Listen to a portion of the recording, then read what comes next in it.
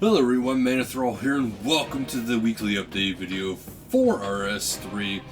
We got quite the update this week. We have the Master Crafting event and Ninja Strike number 2. So the Master Crafting event is the Crafting Guild is celebrating their recent renovations. I'll be going into the game here shortly to show you guys this. But there's going to be a 2-week long crafting bonanza. So no matter what you want to do, you can do this, and it's kind of fun. You got a sizable XP boost for any training activities you practice in the guild. While crafting during the event, you'll get a 10% XP boost, and while training any other skill, you'll get a 5% XP boost. So while skilling up anywhere during the event, you'll receive Mastercraft patches. You'll get 10% more patches while training crafting, and 5% more patches while training smithing, fletching, and construction, so your production skills. Once you've collected enough, you can turn them into the Mastercraft for rewards, such as handy tools, Mastercrafter's outfit, and buffs that will last throughout the duration of the event. So I'm kind of curious to check this out. Do keep in mind, if any of these are type of items or outfits that we can, get during this that actually have long-term use, they'll probably get introduced into the game either during different types of events or through the skill itself eventually anyway. So that's something to keep in mind. The Master Crafter event will run from today, March 9th, until March 23rd. Following week is Archaeology, so keep that in mind. Alright, so the ninja team strikes again. So they changed the Charming Imp. This is the first one, and as you can see here on the screen, it shows you how you got to configure, and it shows you all of that. Well, now it shows you the XP you actually get for those charms, and you can actually toggle it on and off. It's actually much more user friendly. And the Spirit Gems should also be included. I'll be going in the game and check that out too. While they're at it, they add the same information for the Herbicide, Seedicide, and Bone Crusher. And an additional thing, which also shows the GE current prices. When it refreshes, I'm not entirely sure. But, the before is just, you could check off the herb. But now you're also supposed to be able to click anywhere within these boxes to actually toggle it. So that's absolutely fantastic. Now for live streams this week, we got Tuesday, March 10th at 1700 UTC, Road to Archaeology 1. Archaeology is coming out this month, guys. Keep that in mind. So this is going to be the biggest expansion level, as Modern Warren rightly put it. It'll be excavating, restoring, leveling, rewards, and qualifications. So there's a lot to this skill, which is actually really cool. I would highly suggest checking out the main video that they have on the main page, because it goes over a little bit of detail. And then Saturday, March 14th at 1400 UTC, which is a featured stream of Spider Mash. Love that name, actually. Alright, so for patch notes, we got the Ninja Strike. So keep that in mind. But there's also the drop cleaner improvements. The Charming Imp now... Oh, this is all the drop type things. Okay. The Charming Imp uses the same drop cleaner interface that is used in Herbicide, Seedicide, and Bone Crusher. Individual Spirit Gems on the Charming Imp interface can now be toggled on and off for consumption or collection. And each type of Spirit Gem now gives a different amount of XP versus the previous 16 XP for all Spirit Gems. So they actually have it go up instead of just all the same. Or down. The Drop Cleaner interfaces have all been updated. This affects Herblore, Seedicide, Charming Imp, and Bone Crusher. The information now show you XP you receive for consuming, destroying items, and GE price guide prices for those items. This should help players make more informed decisions. The Charming Imp does not show GE prices, as the charms can't be traded. With the above changes, the selection boxes for each item have been increased in size. Alongside this, the click-tap area for selection boxes has been increased. Previously, players could only click-tap on the tick box and now this includes the entire box. This was not only makes it easier for PC, but it makes it easier for mobile. Description of the drop cleaners has been moved from the bottom to the top of the interface and have been cleaned up and made more consistent to avoid any ambiguity in understanding what is consumed or collected. The auto pickup toggle has been renamed to auto pickup unselected X to once again remove any ambiguity. Previously, upgrade to the drop cleaners were hidden if they were not yet obtained. Now they are no longer hidden and instead shown at the bottom of the interface. This selection will now describe where they can and cannot be unlocked / bought.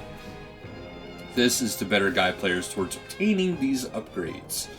All items in each of these interfaces are now ordered by type and level where appropriate. Within their own categories. Previously, some of these were out of order. This does not apply to Bowcrusher, as the bows do not require prayer level to be buried. The checkboxes on the drop cleaners now use the correct builders, ensuring that they are graphically consistent regardless of normal, legacy, or mobile UI. The chat messages received when obtaining item is consumed or collected has been made more consistent across all drop cleaners. This also means the messaging for translated languages is more consistent. Finally, minor other adjustments have been made to interfaces to improve readability, including more vertical spacing between boxes. Other strikes. The Geyser Titan summoning familiar can now recharge all kinds of enchanted dragonstone jewelry. Previously, it would not recharge skills necklace or combat bracelets. Alongside this, some messaging from the Fountain of Heroes and the Legends Guild's totem pole and the Tears of Saren fountain have been made more consistent. The ninjas had a word with Egile, and he will no longer interrupt players with his ceremonial sword plans while they are smithing. Instead, now he will wait for you to speak to him and hand you the master plans before disappearing shortly afterwards. Okay, never mind. He was not hurt during this. Use unaugmented versions of custom fit trimmed masterwork and custom fit trimmed spiked masterwork armor can now be keepsaked. When opened, the skill guide will now automatically jump to the level of your most recently unlocked item. For example, opening the farming guide at level 68 will jump straight to 68, which is the palm trees. This means you'll no longer have to scroll all the way through the skill to find out what is at or around your current level.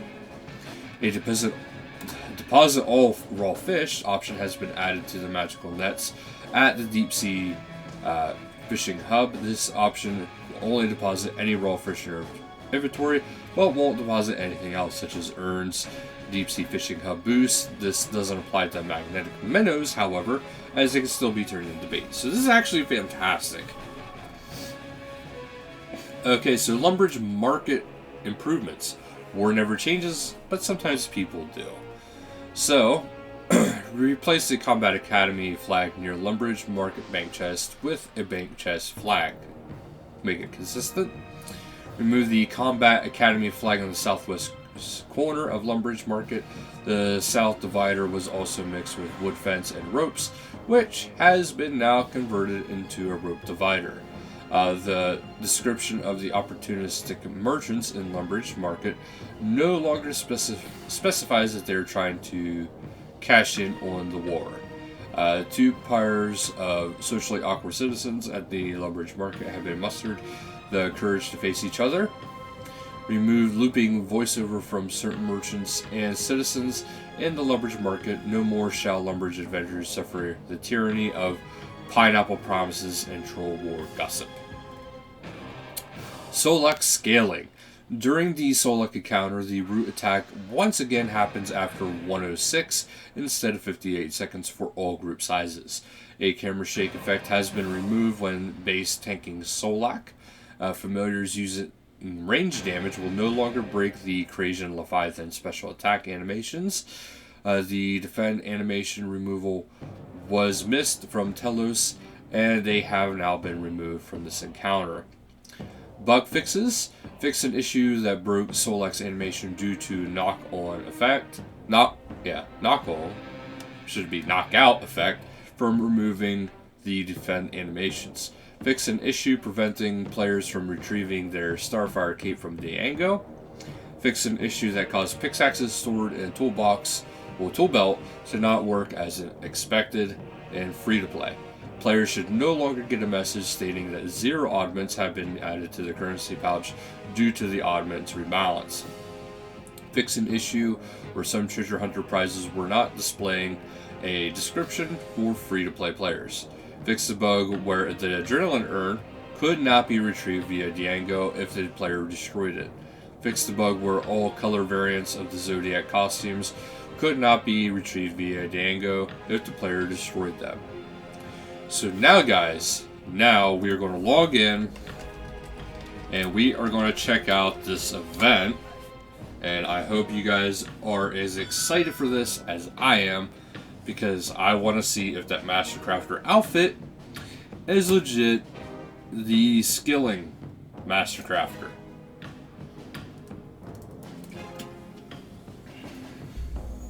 Alright. As you can see, I was doing some mining.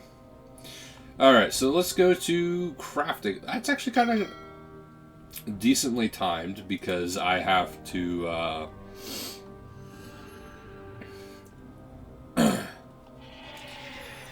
do smithing soon, so that's actually pretty good. But I might take a break from that and just do some crafting. I realized I could take the shortcut under the wall, but you know, I did not think that far ahead. At least I think I could take that shortcut. I think I'm high enough agility level for that.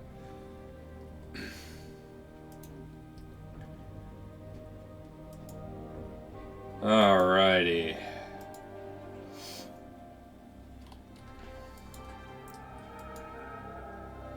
Still don't have my double surge yet, so... Okay, up here is the Master Crafter. They said about recent renovations. So let's see what these renovations really are. So you got the metal furnace, which is actually kind of nice. There is a temporary bank chest in here. There's a sink. There's a deposit box.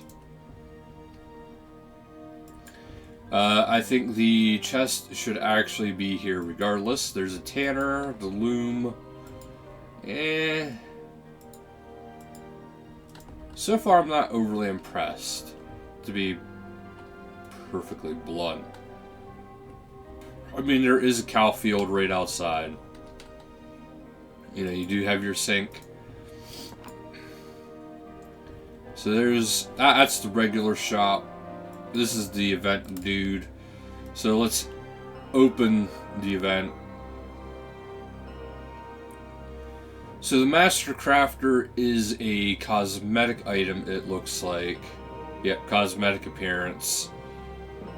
So that's something to keep in mind. It is cosmetic. There is... So it says there's jewelry benefits. This reward isn't available for Iron Man. And then you got the cosmetic versions of some tools.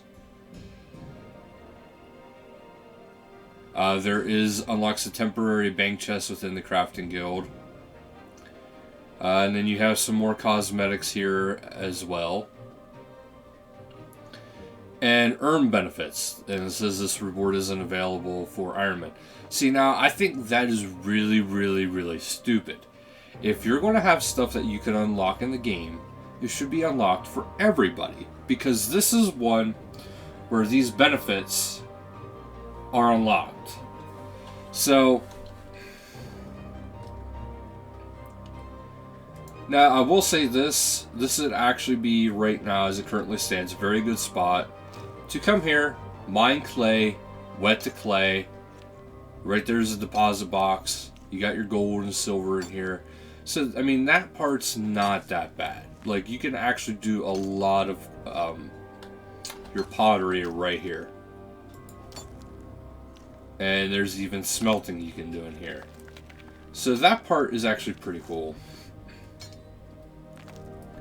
But like I said, there's certain things that they gotta stop doing that it only unlocks for certain people. So, and it does look like during the event, you can actually just teleport straight to the event right here. So that is something I did miss.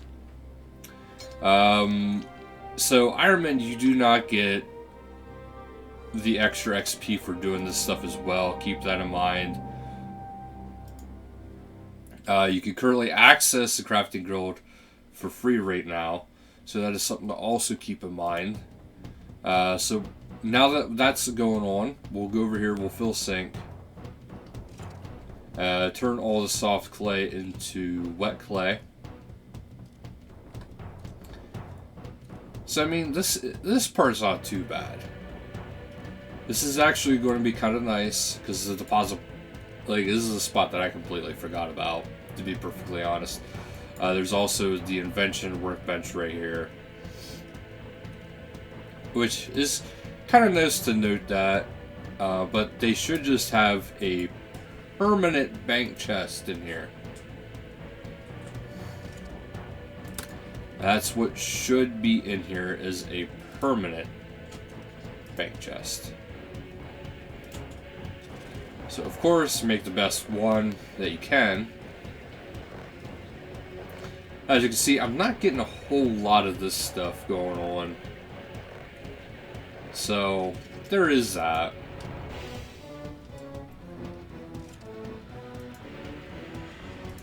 Now see there, it should have automatically went to that, if you ask me. But I honestly don't think I'm getting more XP than I normally would. So keep in mind, Ironman, we're not going to be able to get as big of a benefits from this event as most people. But you know what? That's okay. This is something that did kind of need a little bit of touching up.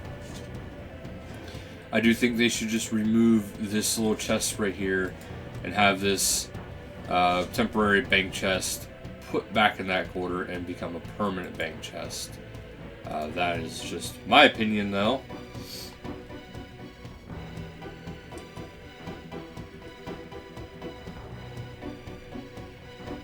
So I can't use that, but I can't use that.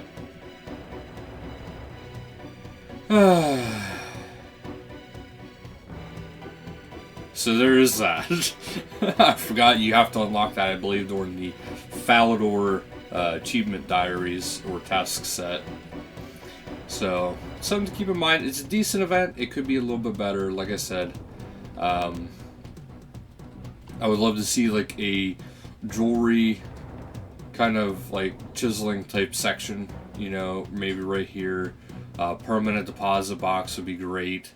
The whole thing with the gold, that's absolutely fantastic. You can go over here and then actually, probably the whole reason why that's even there is to actually smelt your gold and silver. So this actually would be a fantastic way to do that. So, you know, it's something that, it's like the little things like that that are easy to overlook, but actually have a decent benefit to it. So if you need gold ore, now this would be actually, well, gold bars, this would be the way to do it, because it's very easy to do it right here. This is how I would personally do this for any gold or silver needs, because they actually removed all the other rocks, and it's very easy to keep organized now in here. And then whenever this happens, you can just smelt.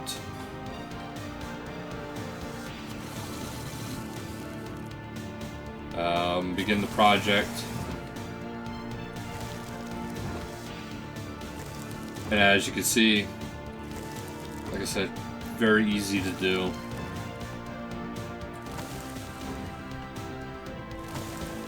So that's actually it for this update. Occasionally you'll get these. Just convert it.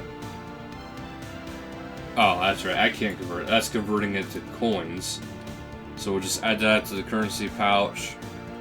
And there's about a little over 2 weeks to do this event, and then you can get this all the way up. Again, I don't think anybody should be able to do this. I don't think that should be a thing. The Master Crafter outfit, it sounds really cool. Right here, there's a mining benefit for your pickaxe. I think that's a little messed up. That should be available to everybody. But we'll see. Hopefully it will be in time. So thank you guys so much for watching, and until next time, later guys.